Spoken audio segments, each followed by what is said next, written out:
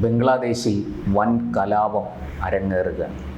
പതിവുപോലെ വിദ്യാർത്ഥികളാണ് ഇക്കുറിയും കലാപത്തിന് തിരികൊളുത്തിയിരിക്കുന്നത്.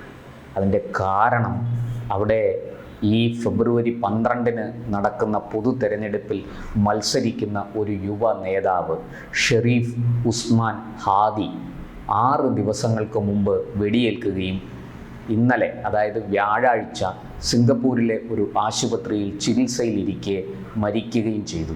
ഇതിൽ പ്രതിഷേധിച്ചാണ് അവിടെ കലാപം ആരംഭിച്ചിരിക്കുന്നത്. ഈ ഹാദിക്ക്, അതായത് ഷെരീഫ് ഉസ്മാൻ ഹാദിക്ക് തലയ്ക്കാണ് വെടിയേറ്റത്.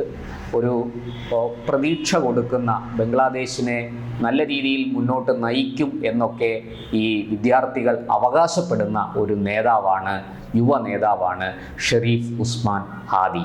ഈ ഷെരീഫ് ഉസ്മാൻ ഹാദി ജൂലൈ വിപ്ലവം എന്ന പേരിൽ ജൂലൈ മുതൽ ഒരു വലിയ പ്രക്ഷോഭം അവിടെ ആരംഭിച്ചിട്ടുണ്ട്. ഈ പ്രക്ഷോഭത്തിൻ്റെ ഭാഗമായിട്ട് രൂപം കൊടുത്ത ഒരു സംവിധാനത്തിൽ നിന്നുകൊണ്ടാണ് ഈ ഉസ്മാൻ ഹാദി തിരഞ്ഞെടുപ്പിൽ മത്സരിക്കുന്നതും.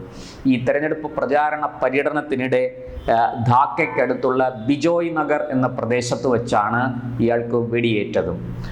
വെടിയേറ്റ് ബംഗ്ലാദേശിൽ ചികിത്സാ സൗകര്യങ്ങൾ കുറവായതുകൊണ്ട് തന്നെ വളരെ പെട്ടെന്ന് ഇയാളെ സിംഗപ്പൂരിലെ ആശുപത്രിയിലേക്ക് മാറ്റാനുള്ള നടപടി ഗവൺമെൻറ് സ്വീകരിക്കുകയും, അവിടെ നമുക്കറിയാം താൽക്കാലിക ഗവൺമെൻറ്റാണ്, മുഹമ്മദ് യൂനസിൻ്റെ നേതൃത്വത്തിലുള്ള ഗവൺമെൻറ് താൽക്കാലികമായ നടപടി സ്വീകരിക്കുകയും സിംഗപ്പൂരിലേക്ക് മാറ്റുകയും ചെയ്തു. പക്ഷേ അതുകൊണ്ട് പ്രയോജനമുണ്ടായില്ല. കാരണം മാരകമായി പരിക്കേൽക്കുകയും ധാരാളം രക്തം നഷ്ടപ്പെടുകയും ചെയ്തു. തലയ്ക്കാണ് ഗുരുതരമായ പരിക്കേറ്റത്. അതുകൊണ്ട് തന്നെ ഡോക്ടർമാർക്ക് പ്രതീക്ഷ ഇല്ലായിരുന്നു ഈ ആളിനെ രക്ഷിക്കാൻ കഴിയും എന്ന ഒരു സാഹചര്യമല്ലായിരുന്നു. അങ്ങനെ ഉസ്മാൻ ഹാദി മരണത്തിന് കീഴടങ്ങി. ഈ ഉസ്മാൻ ഹാദിക്ക് വെടിയേറ്റപ്പോൾ മുതൽ അവിടെ ഈ ചെറുപ്പക്കാരായ വിദ്യാർത്ഥികൾ തെരുവിലാണ്. അവർ വലിയ രീതിയിൽ അവിടെ പ്രതിഷേധം നടത്തുകയാണ്. ഈ പ്രതിഷേധം ഇന്ത്യൻ ഹൈക്കമ്മീഷന് അല്ലെങ്കിൽ ഇന്ത്യൻ നയതന്ത്ര സ്ഥാപനങ്ങൾക്ക് നേരെയാണ് എന്നുള്ളതാണ്. കൂടാതെ ഇവർ അവിടുത്തെ 2 പ്രധാനപ്പെട്ട പത്രങ്ങൾക്ക് തീയിടുകയും ചെയ്തിട്ടുണ്ട്. ഒന്ന് പ്രോത്തോം ആലോ എന്ന് പറയുന്ന ഒരു പത്രം, അതുപോലെ തന്നെ ഡെയിലി സ്റ്റാർ എന്ന് പറയുന്ന മറ്റൊരു പത്രം. ഇത് 2നും തീയിട്ടിരിക്കുകയാണ്. അധികൃതർ തീ അണയ്ക്കാൻ കിണഞ്ഞു പരിശ്രമിച്ചു കൊണ്ടിരിക്കുന്നു എന്നാണ് ഏറ്റവും ഒടുവിൽ കിട്ടിയ വിവരം. എന്തായാലും ഇന്ത്യൻ നയതന്ത്ര സ്ഥാപനങ്ങൾക്ക് നേരെ പ്രത്യക്ഷത്തിൽ ഒന്നും നടന്നിട്ടില്ല. അതിന് സുരക്ഷയുണ്ട്. അതിൻ്റെ സമീപത്ത് ഈ പ്രക്ഷോഭകാരികൾ എത്തുകയും അവിടെ റോഡിൽ ഈ ടയർ പോലെയുള്ള വസ്തുക്കൾ കൂട്ടിയിട്ട് കത്തിക്കുകയും ചെയ്യുന്നുണ്ട്. പലപ്പോഴും കല്ലേറും മറ്റും നടത്താൻ ശ്രമിക്കുന്നുണ്ട്. പക്ഷേ ശക്തമായ സുരക്ഷയുള്ളതുകൊണ്ട് അത് സാധിക്കുന്നില്ല. ഇന്ത്യൻ നയതന്ത്ര കാര്യാലയം, ഇന്ത്യൻ വിദേശകാര്യാലയവുമായിട്ട് ബന്ധപ്പെട്ട് വിവരങ്ങൾ കൈമാറിയിട്ടുണ്ട്. ഇന്ത്യൻ വിദേശകാര്യ മന്ത്രാലയം, വിദേശകാര്യ മന്ത്രി അടക്കമുള്ളവർ ബംഗ്ലാദേശിനോട് ഇന്ത്യൻ സ്ഥാപനങ്ങൾക്ക് കർശനമായ സുരക്ഷ ഏർപ്പെടുത്തണം എന്നാവശ്യപ്പെട്ടിട്ടുണ്ട്.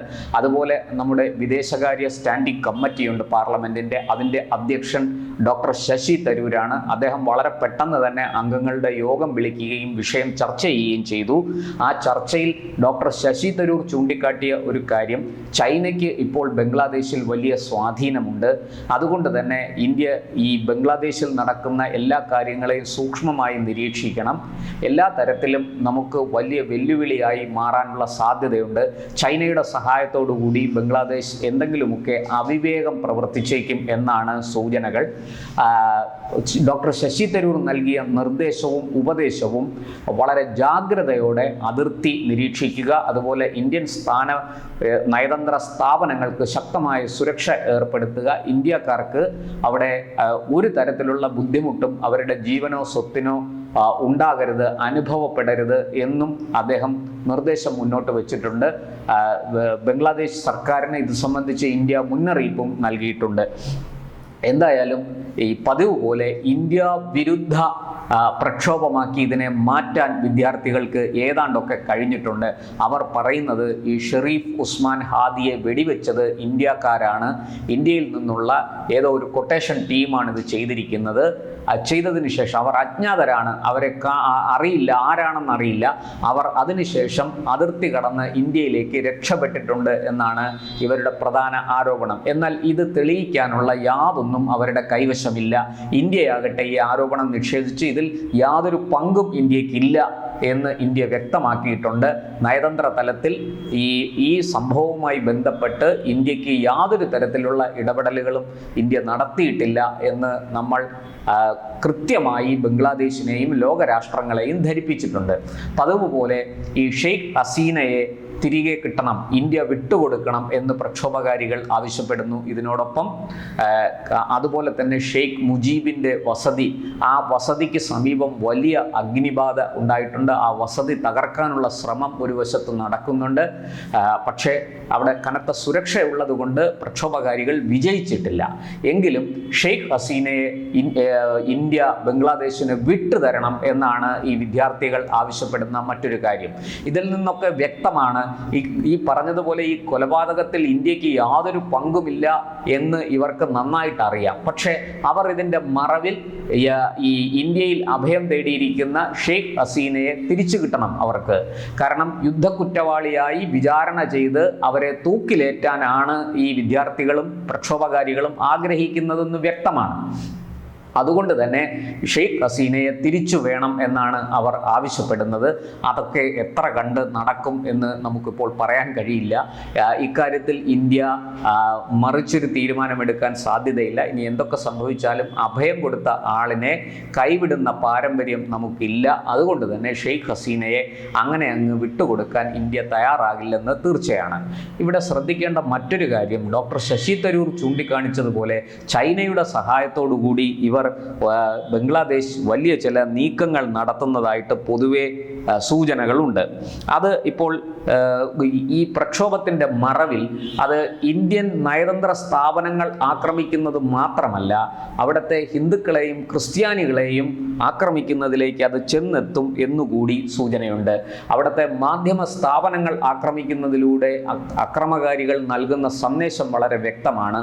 അവിടെ നടക്കുന്നത് പുറം ലോകത്ത് അറിയരുത്, അവിടെ ബംഗ്ലാദേശിനുള്ളിൽ എന്ത് സംഭവിച്ചാലും അത് ലോകത്താരും അറിയാതെ അതിനുള്ളിൽ ഒതുങ്ങിക്കൂടണം എന്നുള്ളതാണ് അവർ താല്പര്യപ്പെടുന്നത് എന്ന് നമുക്ക് മനസ്സിലാക്കാവുന്നതേ ഉള്ളൂ.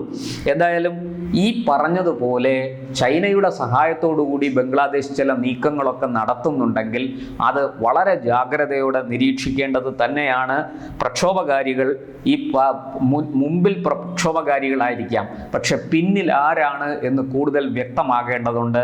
ഈ പറഞ്ഞതുപോലെ നേപ്പാളിൽ സംഭവിച്ചതുപോലെ ഒടുവിൽ സൈന്യം ഇറങ്ങി ഈ പ്രക്ഷോഭം അടിച്ചമർത്തേണ്ടി വരുമോ എന്നാണ് ഇപ്പോൾ ഇന്ത്യ ഉറ്റുനോക്കുന്നത്. ഇവരെ സംബന്ധിച്ചിടത്തോളം കൈവിട്ട നിലയിലാണ് ബംഗ്ലാദേശിൻ്റെ ക്രമസമാധാന നില. വിദ്യാർത്ഥികളാണ്, മുന്നും പിന്നും ചിന്തിക്കാതെ എന്തും പ്രവർത്തിക്കും, സാഹസബുദ്ധിയാണ് അതിനെ നയിക്കുന്നത്. അതുകൊണ്ട് തന്നെ ഈ വിദ്യാർത്ഥി പ്രക്ഷോഭം അവിടെ വലിയ നാശനഷ്ടങ്ങൾ ഉണ്ടാക്കുന്നുണ്ട് എന്ന് എല്ലാവർക്കും അറിയാം.